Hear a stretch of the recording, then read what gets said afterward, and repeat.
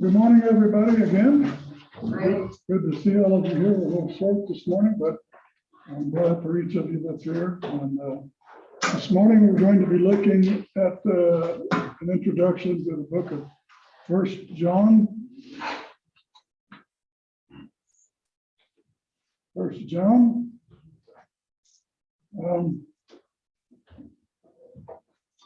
We sort of finished Jeremiah last week with the lesson on the new covenant, appropriate given where we are today. And then in the message and worship service on Jeremiah 32, the story of Jeremiah buying the field. But today we're going to return to the New Testament and start looking at the book of 1 John. I talked with Pastor about what book I should do because I didn't want to interfere with what he was planning on doing after Genesis. Although it might be another year before he gets done with Genesis, so probably done with 1 John. I have to ask him again. But he was going to do Galatians. He said he was preparing for that, and I was thinking of Galatians, so it's a good thing that I asked him. But we're going to look at 1 John, and I want to just talk about an introduction to it today, and we may read the first 4 verses. But the question that is not difficult for 1 John, but the question of authorship. I said there at the beginning that 1 John is technically anonymous. Now you need to understand that these titles that are at the beginning of these books appear at the top in your Bible. That's not part of the text. The text begins down here. And so in 1 John is technically anonymous, meaning that the book itself doesn't tell you who the author is. I contrasted that in my illustration with the Apostle Paul. If you look at Romans and any of Paul's letters, it says Paul the Apostle, Paul the servant of Christ, Paul something at the beginning of all his letters. That was typical in the ancient world of writing a letter. You began, the very first thing you said was who the writer was.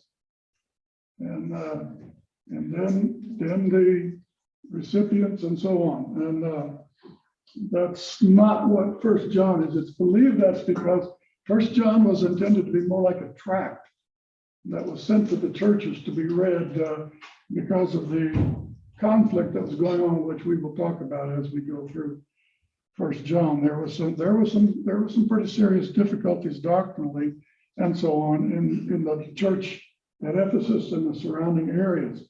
And so 1 John is technically anonymous, and meaning, once again, that the book itself doesn't tell us who wrote it. However, during the first century, John was universally attributed to the Apostle John. It was believed that John the Apostle wrote the Gospel of John, and that he also wrote 1st, 2nd, 3rd John, and most believe he also wrote the book of Revelation. And so that was just everybody thought that. And why? First, there's what we call internal evidence. Can you imagine what we're talking about there? Internal evidence from the gospel, from the book of 1 John. That is, what do we see in 1 John that tells us it might have been the Apostle John that wrote it? His name is John, so It's kind of love John. But there's nothing that doesn't say anywhere in 1 John, John. he wrote it. Yeah, It doesn't say one thing about John in 1 John. maybe it was from John. Well, we all believe it was from John, but the book itself doesn't tell us. Right. So when we look at the internal evidence, we're talking about, like the very first 4 verses in which we're going to look at in detail. It's going to take a while to go through. There's a lot of stuff in those first 4 verses. But it's clear from those first 4 verses that the author of this book was an eyewitness, that he knew Jesus. It says to us, that which was from the beginning. That sounds like the Gospel of John, doesn't it? Which we have heard, which we have seen with our eyes, which we have looked upon, and our hands have handled concerning the word of life, capital W, referring to Christ in some manner, or at least the message about Christ. We'll talk about that, probably both. We've heard, seen with our eyes, we have looked at. We'll talk about what's the difference between seeing with your eyes and looking later on, but there is a difference, but we'll talk about that. But we have touched. So there is a closeness of this author, of the writer of First John, who obviously was an eyewitness to the Christ life and the Christ events, who knew him well enough to have touched him, to have seen him, to have gazed upon him, to have heard him teaching.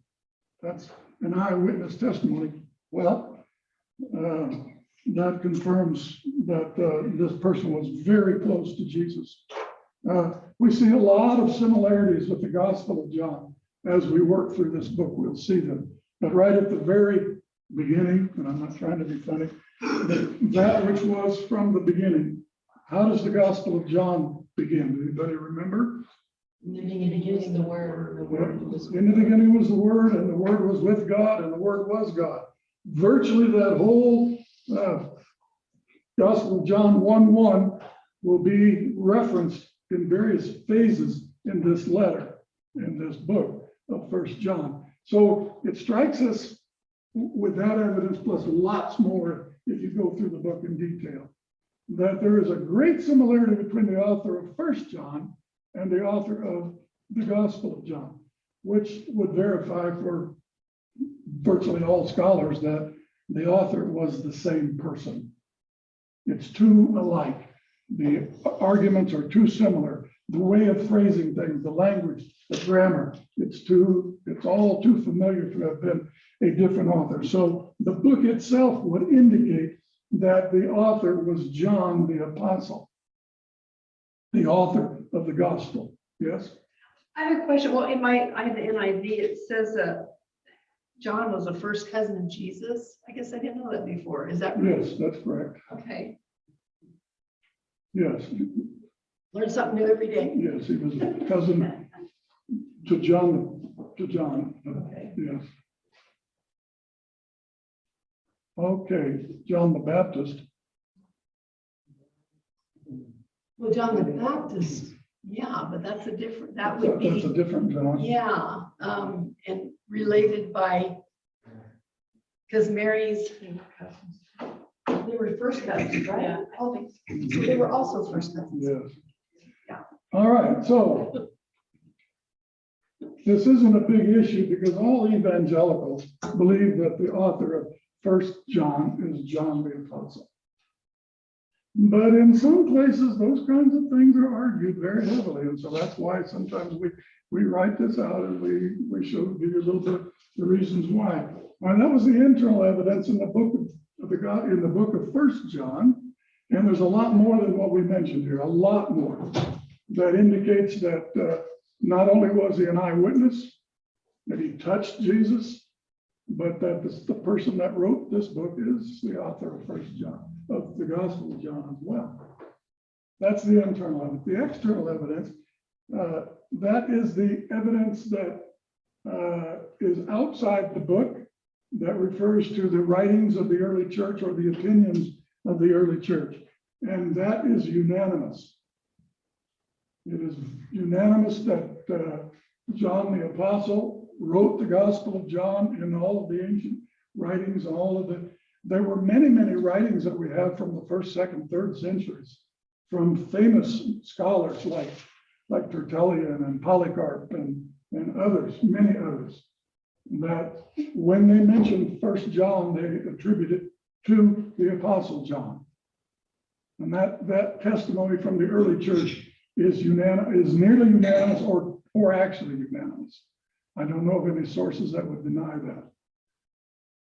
So we're looking at the same author, John, the son of Zebedee, as the author of the book of First John, who was a disciple of Jesus, an apostle of Jesus, who lived with Jesus, walked with Jesus, talked with Jesus, touched Jesus, knew him very, very well from the inside of his ministry. Okay? Any question about that? I don't know if that helps or not, but it's important to know who the author is. Any question, comment? All right. The audience or the recipients, who was the book of John written to? Again, the book of First John doesn't really say. But John the Apostle ministered in Ephesus and around Ephesus, in the villages and towns around Ephesus. And Ephesus was in western, what is today called Turkey, what was called Asia in the New Testament era. And John worked in the city of Ephesus. It was a big city, 250,000 people in the New Testament. New Testament times. It was a major seaport, major crossroads, major city for that part of the world. Fortified, all kinds of temples, buildings, beautiful place near the sea there in western, what's today Turkey. And so it was written to those people, but it just wasn't written just for nothing, because the apostle wrote it to believers. There was troubles among the churches, among the Christians. At that point, we're going to see that as we proceed into the Gospel of John. But it was written to believers. It's not an evangelistic tract per se. It's not anything but a letter written to believers. We'll see what the purposes, major purposes were a little bit later. But he's writing to believers, as are all of the New Testament letters and epistles. They're written to believers. Any question?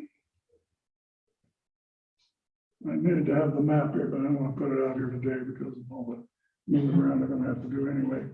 But show you where Ephesus was, but it's right on the edge of Western Turkey, right on the Mediterranean Sea. Not just across the water from Greece, not far from Greece. It was a Greek city, by the way. Today is it called Ephesus? No, Turkey? it's not occupied today. Oh, okay. In New Testament times, there was a port. It was a port city, but that port silted up, and that port isn't there today. The city, ruins of the city are still there. You can look at all your study Bibles and atlases and things, and you can see pictures of some of the ruins at Ephesus. It was a well-organized, beautiful city, and it was right on the ocean at a port. It was a port city in New Testament times, but in subsequent years, that port silted up, and there is not a city directly where Ephesus was. Many of the biblical towns that are mentioned in the New Testament are still occupied. They have different names because of all the conquests of that area in subsequent years. But the audience was Christian believers in and around Ephesus in Asia Minor. When was First John written? We don't know exactly, but it was very likely written sometime after the gospel. And we know that the gospel was written late in the first century, somewhere between 85 and 95. And the exact sequence of first, second, third John, the exact sequence in relationship to the gospel is unknown. Most think it was written after the gospel and relied on the gospel for much of the teaching that since John had written it, much of the teaching in First John is similar to what we find in the gospel in various places. And so the reason that the Gospel of John was the last of the gospels to be written, it was written in the reign of Domitian, who was persecuting the church at the time. And it was a difficult time for the church. And they not only had external problems with the Roman government, as I said earlier a couple of times, they were having internal problems in the churches with doctrinal issues and so on. So somewhere between 85 and 95, toward the end of the first century. So the first New Testament letter that was written somewhere around 49 AD. So we're talking the better part of 50 years, 45 years later at the outside, somewhere like that, after the other gospels and many of the other epistles were written. Okay? The date of writing. The major purposes of the gospel, of the epistle of 1 John. And the first one, if you look at your notes there, to expose and refute false teachings that were troubling the churches around Ephesus, that were creating doubt in the eyes of some, maybe many, about their salvation. False teachings. It is amazing how quickly serious false teachings came up in the early church, almost at the outset. The book of Galatians was written very early, somewhere around 49, 50 AD. And if you remember, Paul was already struggling with the problems of the Judaizers trying to make everybody into a Jew. As when they became Christians, they had to be Jewish too, and be circumcised, all that kind of thing. And they're therefore putting Christ in kind of a secondary position to what he should have been. And so those kinds of problems arose early.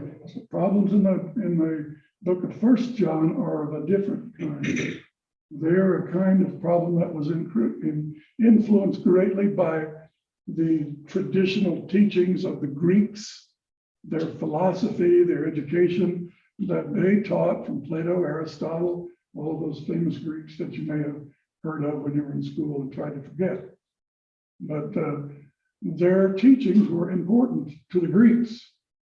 And when you dealt with a Greek, especially a Greek intellectual or a Greek educated person, you were going to have to deal with some of the issues that were there. One of the prime things that they taught in the Greek world, they did not believe, what they believed was that the real essence of life is spiritual, not physical. Okay? That the real important things in life are all spiritual, not physical.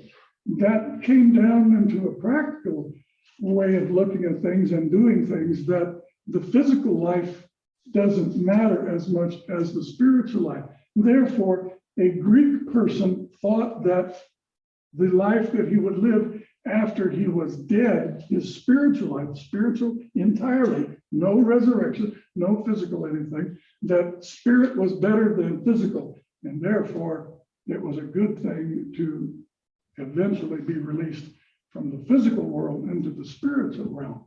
They therefore did not believe in any kind of resurrection or physical life after death.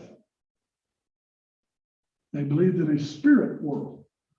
And if you read any kind of the Iliad and the Odyssey and those great works by Homer and works by the great Greek philosophers and their students, the Roman students that taught the same things, they were really emphasizing that true life was spiritual life and not physical. Therefore, there was great question about the reality of Jesus' physical life. Could God actually be incarnate in a person, a physical body? Would the Spirit, the Logos, really incarnate himself into a physical body? And many of the so-called Christians at that time denied that Jesus, the physical man, was really God incarnate. They believed in the Christ, who is a spirit being, who came upon the physical being and then left the physical being prior to his crucifixion, or at the time of the crucifixion. And so that Christ did not die. The man, Jesus, died, not Christ. They separated the two because of this philosophical teaching. Well, we'll come back to that. You'll see some of John talking about that in this very first verse. He's drawing a huge line between himself, John, the apostle, and the false teachers. that which we heard, which we saw with our own eyes, which we looked at, which we gazed at, which we contemplated, which we touched. This is the word of life. That first sentence, he's drawing a huge boundary between the false teachings of these other teachers and the true teachings of the apostles. So that's a great deal of what this book is about. And the fact that these false teachings were causing some people to doubt whether they were saved, that what John the apostle and others of the apostles had actually taught was true, because false teachers were saying it wasn't true. We still have them today. What I have just described is nothing that's gone. It's still with the church today, in some places and in some ways. All right, the second thing that the book of 1 John is intending to do is to teach the basics of authentic Christian faith. The basics of authentic, genuine, real Christian faith. There were, as we just said, false teachers teaching other things than what the apostles had taught.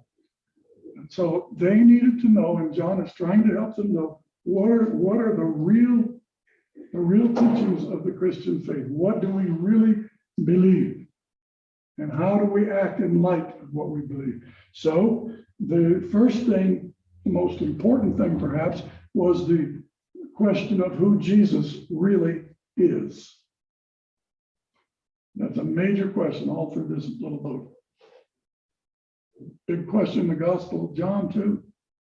That very first verse of the Gospel of John is setting a very difficult to understand, but at the same time, all comprehensive understanding of who Jesus is. In the beginning, prior to creation, was the Word, the Logos, and the Word was with God. He was there with God in the beginning, prior to creation, and the Word was God.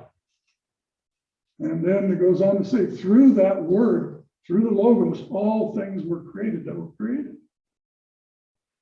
And then in John 1:14, and the Word, the Logos, that Word from 1:1, became flesh and dwelt among us. He tempted among us. He lived among us. He walked among us. He talked to us. He ate with us. He spoke with us.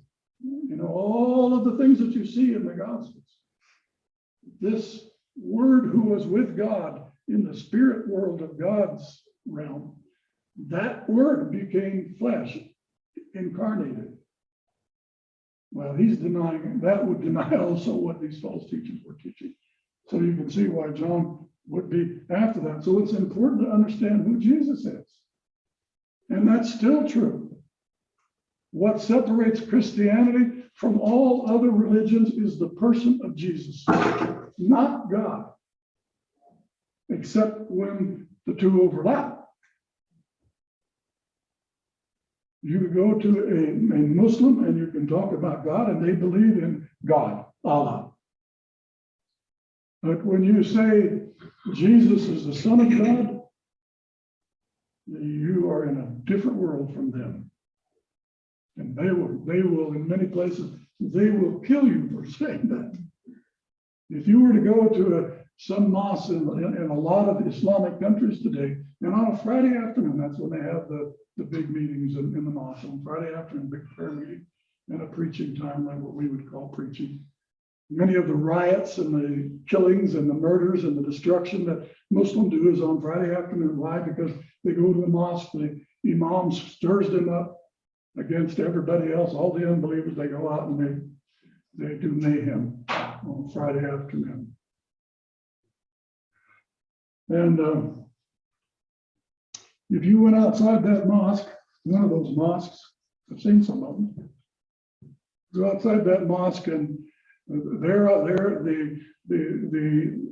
person that's in the tower that's chanting and calling the Muslims to that Friday afternoon prayer time, they're up there, they're chanting the core doctrines of Islam is what they're chanting up there. And part of that is Allahu Akbar. Allahu Akbar. That means God is great. God is great. And then they go on to say, and Muhammad is his messenger or his prophet. You stand outside that mosque and say, Allahu Akbar. You believe that God is great. Yes, you agree with that. God is great. We're talking about the God of the Bible now, but God is great. And then you say, and Jesus is his son. You better run. Because they literally will kill you for doing that. Because that is what separates Islam from Christianity. It's what separates Hinduism from Christianity. The person of Jesus and what we believe about Jesus. It separates us really from the Jews today, too. What do we believe about Jesus? And that is the key issue of Christianity. Who is Jesus? And what did he do? And the first thing that we're going to talk about, one of the things at least, that he's the Messiah. He's the Jewish Messiah, the anointed one, the King of Kings and the Lord of Lords, because the Messiah was a king, was to be a king. But you know, that's not enough.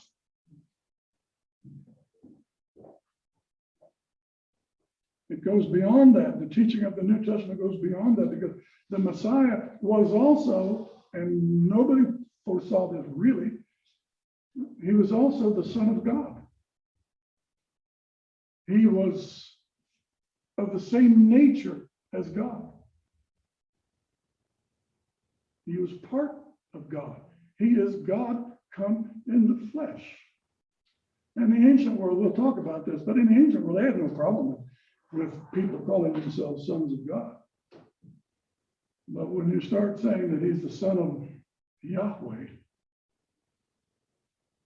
and there is no other God than Yahweh, and that the Roman emperors aren't God, and the Greek gods are demons, etc., get into that way, you can just imagine the trouble you're going to be in. So when we talk about Jesus, the Messiah, the Son of God, who came in the flesh, who was fully human and fully divine, you have just separated yourself from all the other religions.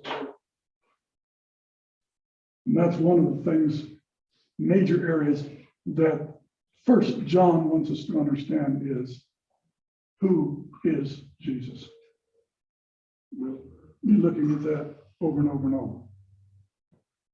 I don't know if those of you that were here when we did Mark, I tried to emphasize that same thing in the Gospel of Mark, how often that Jesus did things that the Old Testament said that only God could do. He claimed authority that only God could claim. When the Jehovah's Witnesses tell us that there is no evidence in the New Testament for Jesus being divine and being God, I don't know what Bible they're reading, but they're not really listening. It is everywhere, and it's everywhere in the book of First John as well.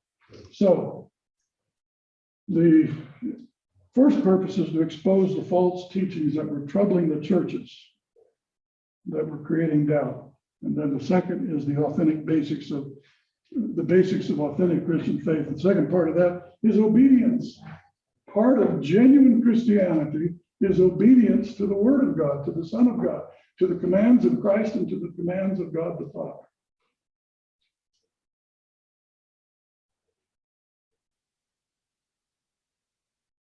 You can't be a Christian without obedience to the Son and to the Father. You can't. Some people pretend like they can, but you can't. Some of these false teachers were not big on obedience. They lived lives that were very contrasted to the teachings of God and the teachings of Christ. Third, genuine love of God and fellow believers. The two great commandments that Jesus taught in the Gospels. Love the Lord your God. How much? With all your heart, soul, your mind, everything that you are to love God. That's the first great commandment. What's the second one? Love your neighbor as yourself.